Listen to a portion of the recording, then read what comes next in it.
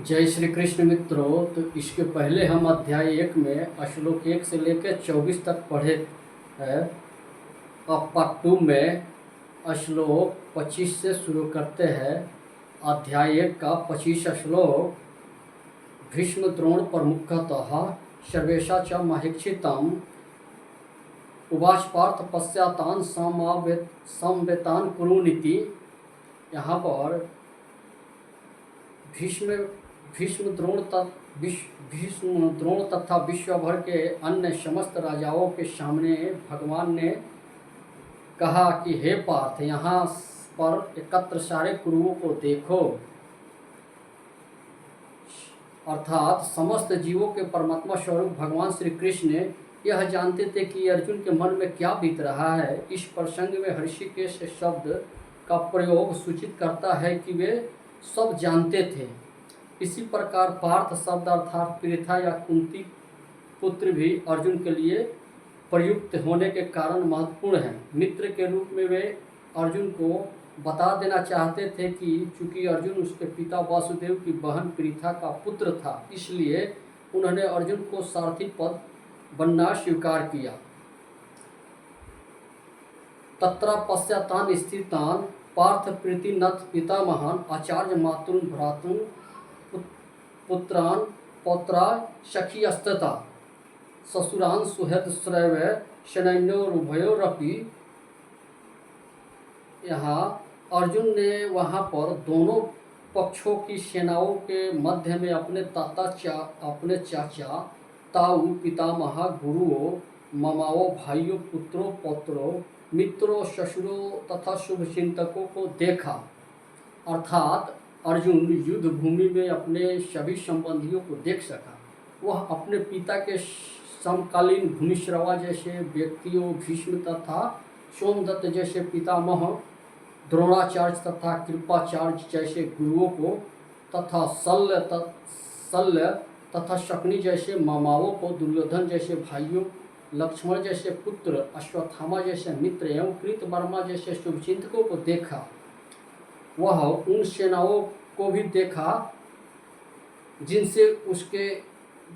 जिनमें उसके अनेक मित्र थे। तान समीक्षस्य कौन्तेय सर्वान् बन्धून् अवस्थितान् कृपया प्रायाविष्टो विषीदन्तीदं बब्रीत।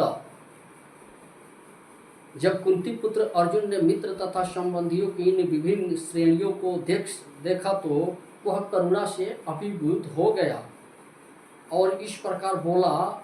अर्जुन उवाच, यहाँ अर्जुन बोले, दुष्टोयं स्वजनन् कृष्ण युसह समुपस्थितं सिदन्ति मम गर्तानि सुखम मुखम च परिष्यति। अर्जुन यहाँ कह रहा है भगवान श्री कृष्ण से, हे कृष्ण, इस प्रकार युद्ध की इच्छा रखने वाले अपने मित्रों तथा संबंधियों को अपने समक्ष उपस्थित देखकर मेरा शरीर का अंग कांप रहा है और मेरा मुंह सूखा जा रहा है। अर्थात यथार्थ भक्ति से युक्त मनुष्य में वे सद्गुण रहते हैं जो सत्य पुरुषों या देवताओं में पाए जाते हैं, जबकि अभक्त अपनी शिक्षा तथा संस्कृति के द्वारा भौतिक योग्यताओं में चाहे कितना भी उन्नत क्यों ना हो, इन ईश्वरीय गुणों से भिन्न होता है। अतः स्वजनों, मित्रों तथा संबंधियों को युद्ध भूमि में देखते ही अर्जुन उन सबों के लिए करुणा से अभिभूत हो गया। वेत्थुरी शरीरे में रोमहर्ष जायते गांडीव अस्त्रवक्ते हस्तवाक त्वैक चैव परिदहाते। यहाँ पर अर्जुन कह रहा है, अर्जुन, मेरा सारा शरीर कांप रहा है, मेरा रोगड़े खड़े हो रहे हैं, मेरा गांडीव धनुष मेरे हाथों से सरक रहा है और मेरी त्वचा में जलन आ रही है। अर्थात शरीर में दो प्रकार के कंपन होता है और रोगड़े भी दो प्रकार के खड़े होते हैं। ऐसा या तो अत्याधुनिक परमानंद के समय या भौतिक परिस्थितियों में अत्याधिक भाग उन्नत होने पर होता है। दिव्य साक्षात्कार में कोई भय नहीं होता। इस अवस्था में अर्जुन के जो लक्षण थे, भौतिक भय अर्थात जीवन की हानि के कारण अन्य लक्षणों से भी यह स्पष्ट है कि वह इतना अधीन हो गया कि उसका विख्यात धनुष गांडी उसके हाथों से सरक रहा था और उसकी त्वचा में जलन उत्पन्न हो रही थी। ये सब लक्षण देहांत बुद्धि से जन्य है। नाचशक्नो में वास्तु भ्रमृत्यु च मे मनः निम्नितानि च पश्यामि विपरीतानि केशव। यहाँ अर्जुन कह रहा है कि मैं यहाँ अब और अधिक खड़ा रहने में असमर्थ हूँ। मैं अपने आप को भूल रहा हूँ और मेरा सिर चकरा रहा है। हे कृष्ण, मुझे तो केवल अमंगल ही अमंगल दिख रहा है। अर्थात अपने अधैर्य के कारण अर्जुन युद्ध भूमि में खड़ा रहने में असमर्थ था और अपने मन की इस दुर्बलता के कारण उसे आत्मविस्मृति हो रही थी। भौतिक वस्तुओं के प्रति अत्यधिक आसक्ति के कारण मनुष्य ऐसी मोहमयी स्थिति में पड़ जाता है। ऐसा भय तथा मानसिक असंतुलन उन व्यक्तियों से उन्नत होता है जो भौतिक परिस्थितियों से ग्रस्त होते हैं। अर्जुन को युद्ध भूमि में केवल दुखदायी पराजय की प्रतीति हो रही थी। वह शत्रु पर विजय पाकर भी सुखी नहीं होगा। निम्नितानि विपरीतानि शब्द महत्वपूर्ण है। जब मनुष्य को अपनी आशाओं में केवल निराश दिखती है तो वह सोचता है कि मैं यहाँ क्यों हूँ। प्रत्येक प्राणी अपने में तथा अपने स्वार्थ में रुचि रखता है। किसी भी परमात्मा में रुचि नहीं होता। कृष्ण की इच्छा से अर्जुन अपने स्वार्थ के प्रति अज्ञान दिख रहा है। मनुष्य का वास्तविक स्वार्थ तो विष्णु या कृष्ण में निहित है। बुद्धिजीवी इसे भूल जाता है, इसलिए उसे भौतिक कष्ट उठाने पड़ते हैं। मनुष्य ने सोचा कि उसकी विजय केवल उसके शोक का कारण बन सकती है। नाच श्रेष्ठो पश्यामि हत्वा स्वजनन माहवे ना कांक्षे विजय कृष्ण नाच राज सुखानी च। यहाँ पे अर्जुन कह रहा है, हे कृष्ण, इस युद्ध में अपने ही स्वजनों का वध करने से ना तो मुझे कोई अच्छाई दिखती है और ना ही उसमें किसी प्रकार का विजय या राज का सुख की इच्छा रखता हूँ। यहाँ पर अर्थात यह जाने बिना किसी मनुष्य का स्वार्थ विष्णु या कृष्ण में है। सारे बुद्धिजीवी शारीरिक संबंधों के प्रति यह सोचकर आकर्षित होते हैं कि ऐसी परिस्थितियों में प्रसन्न रहेंगे। ऐसे देहांत बुद्धि के कारण वे भौतिक सुख के कारण को भूल जाते हैं। अर्जुन तो क्षत्रिय का नेतृत्व धर्म में भूल गया था। कहा जाता है कि दो प्रकार के मनुष्य परम शक्तिशाली तथा जल्यवान सूर्यमंडल में प्रवेश करने के योग्य होते हैं।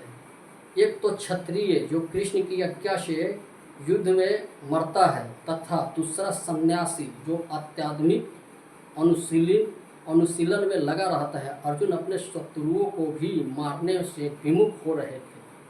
अपने संबंधियों की बात तो छोड़ दे, वह सोचता है कि स्वजनों को मारने से उसे जीवन में सुख नहीं मिल सकेगा, अतः वह लड़ने के लिए इच्छुक नहीं है। जिस प्रकार की भूख ना लगने पर कोई भोजन बनाने को तैयार नहीं होता, उसने तो बन जाने का निश्चय कर लिया। जहाँ वह एकांत में निराशपूर्ण जीवन काट सके, किंतु क्षत्रिय होने के नाते उसे अपने जीवन निर्वाह के लिए राज्य चाहिए, क्योंकि क्षत्रिय कोई अन्य कार्य नहीं कर सकता। किंतु अर्जुन के पास राज कहाँ है? उसके लिए तो राज प्राप्त करने का एकमात्र अवसर है कि वह अपने बंधु बांधवों से लड़कर अपने पिता के राज का उत्तराधिकारी प्राप्त करे, जिसे वह करना नहीं चाह रहा है। इसलिए वह अपने को जंगल में एकांत वास करने का निराश का एकांत जीवन बिताने के योग्य समझता है। किनो राजन गोविंद की भोगे जीवतनवा यशामर्थे कांक्षति नो राज भोग सुखानी च त इमे वस्तिता युद्धे प्राणस्त्वक्ता धनानि च आचार्यः पितरः पुत्रास्तयव च पितामहान् मातुलान् ससुरः पुत्रस्यावा संबंधी अस्तता यतत्र हन्तु मिच्छामि घनोत्घतोष्पि मधुसूदन अति त्रिलोक्यराजस्व हेतोः किं नु माहीकृत्य निहत्य धातराष्ट्राः का प्रीतिश्यान जनार्दनः। यहाँ पे अर्जुन कह रहा है कि हे गोविंद, हमें राज सुख अथवा इस जीवन से क्या लाभ, क्योंकि जिन सारे लोगों के लिए हम उन्हें चाहते हैं वे ही युद्ध भूमि में खड़े हैं। हे मधुसूदन, जब गुरुजन, पितृगण, पुत्रगण, पितामह, मामा, ससुर, पौत्रगण, साले तथा अन्य सारे संबंधी अपना अपना धन एवं प्राण देने के लिए तत्पर है और मेरे समक्ष खड़े हैं, तो फिर मैं इन सब को क्यों मारना चाहूँगा, भले ही वे मुझे क्यों न मार डालें। हे जीवों के पालक, मैं इन सबों से लड़ने का तैयार नहीं, भले ही बदले में मुझे तीनों लोग क्यों ना मिलते हैं। इस पृथ्वी की तो बात छोड़ दो, भला धृतराष्ट्र के पुत्रों को मारकर हमें कौन सी प्रशंसा मिलेगी। पाप में वायश्रह तस्मान हत्वेतान अताताइन तस्वा नरहा वयम धृतराष्ट्राय संबान धवान स्वजनन ही कथन हत्वा सुखिन श्याम माधव। यहाँ अर्जुन कह रहा है, यदि हम ऐसे आतताइयों का वध करते हैं तो हम पर पाप चढ़ेगा, अतः यह उचित नहीं होगा कि हम धृतराष्ट्र के पुत्रों तथा उनके मित्रों का वध करें। हे लक्ष्मीपति कृष्ण, इसमें हमें क्या लाभ होगा, और हम अपने ही कुटुंबियों को मारकर हम किस प्रकार सुखी हो सकते हैं। यद्यप्ते न प्रपश्यन्ति लोभोपहत चेतसः कुलक्षय कृत दोषे मित्र दोहे च पातकम कथन न ज्ञस्मास्माभिः पाप दस्मात् निवर्तुम कुलक्षय कृत दोषे प्रपश्यादि जनार्दन। यहाँ अर्जुन कह रहा है कि हे जनार्दन, यदि लोभ से अभिभूत चित्त वाले ये लोग अपने ही परिवार को मारने या मरने, अपने मित्रों से द्रोह करने में कोई दोष नहीं देखते, किंतु हम लोग जो परिवार के विनष्ट करने में अपराध देख सकते हैं, ऐसे पाप कर्मों में क्यों प्रवृत्त हो। कुलक्षणे प्रणश्यति कुल धर्म सनातन धर्मे नष्टे कुलकृत सन अधर्मो विविध। यहाँ पर अर्जुन कह रहा है कि कुल का नाश होने पर सनातन कुल परंपरा नष्ट हो जाती है और इस तरह शेष कुल भी अधर्म में प्रवृत्त हो जाता है। अर्थात वर्णाश्रम व्यवस्था में धार्मिक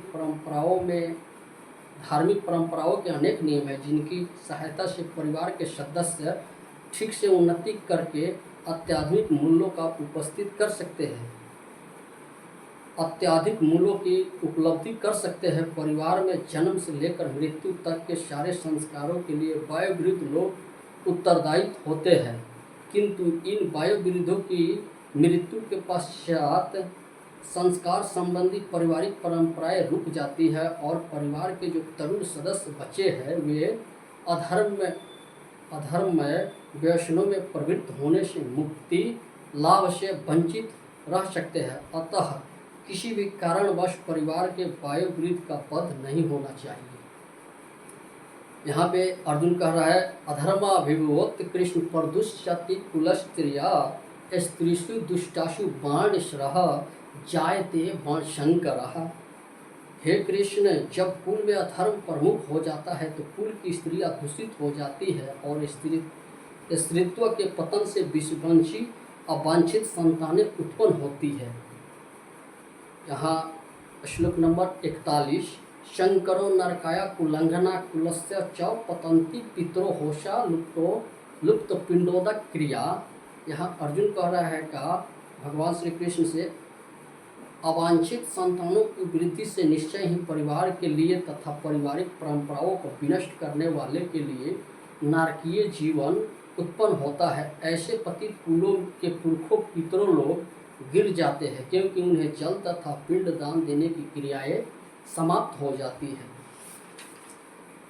दोषोरवेद कुलंघना वर्ण शंकर कार्य के उत्साह धनते जाति धर्मा कुल धर्मा शाश्वतः।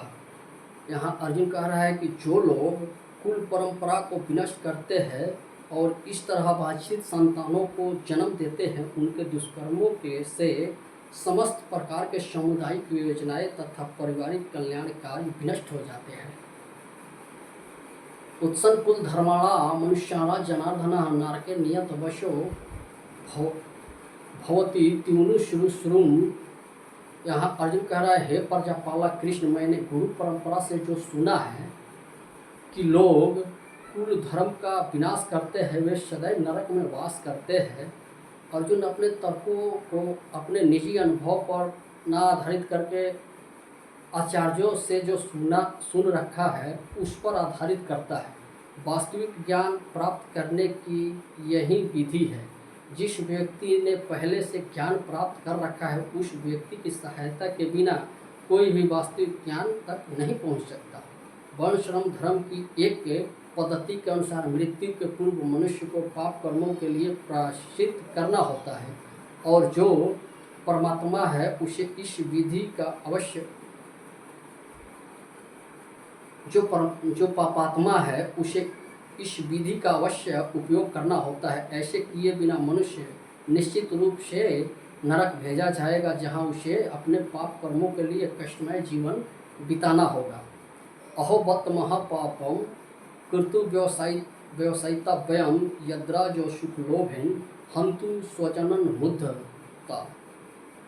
यहाँ अर्जुन कह रहा है, ओह ओह, कितने आश्चर्य की बात है कि हम सब जघन्य पाप कर्म करने के लिए उद्धत हो रहे हैं। राज सुख भोगने की इच्छा से प्रेरित होकर हम अपने ही संबंधियों को मारने पर तुले हैं, अर्थात स्वार्थ के वशीभूत होकर मनुष्य अपने सगे भाई, बाप या माँ के वध जैसे पाप कर्मों में प्रवृत्त हो सकता है। विश्व के इतिहास में ऐसे अनेक उदाहरण मिलते हैं, किंतु भगवान का साधु भक्त होने के कारण अर्जुन सदाचार के प्रति जागरूक है, अतः वह ऐसे कार्य से बचने का प्रयत्न करता है। यदि माम प्रति कारण शस्त्र पाणय धतराष्ट्रय रणे हनुयु स्तन में क्षेमंतरम भवेत। यहाँ अर्जुन कह रहा है, यदि शस्त्रधारी धृतराष्ट्र के पुत्र मुझ निहत्थे तथा रणभूमि में प्रतिरोध न करने वाले को मारे तो यह मेरे लिए श्रेष्ठकार होगा। लास्ट श्लोक 47। और संजय उवाच एवं मुक्त्वार्जुन शंखे रथोपस्य उपविष्टः विसृज्य ससरम चापम शोक संविग्र मानस्यः। यहाँ लास्ट श्लोक में संजय धृतराष्ट्र से बता रहे हैं कि हे राजन, युद्ध भूमि में इस प्रकार कहकर अर्जुन ने अपना धनुष तथा बाण एक ओर रख दिया और शोक संतप्त चित्त से रथ के आसन पर बैठ गया, अर्थात अपने शत्रु की स्थिति का अवलोकन करते समय अर्जुन रथ पर खड़ा हो गया, किंतु वह शोक से इतना संतप्त हो उठे कि अपना धनुष बाण एक ओर रखकर रथ के आसन पर पुनः बैठ गया। ऐसे दयालु तथा कोमल हृदय व्यक्ति जो भगवान की सेवा में रत हो, आत्मज्ञान प्राप्त करने की योग्यता से योग्य है। इस प्रकार भागवत गीता का प्रथम अध्याय कुरुक्षेत्र के युद्ध स्थल में सैन्य निरीक्षण का भक्ति वेदांत तात्पर्य पूर्ण हुआ। जय श्री कृष्ण। जय श्री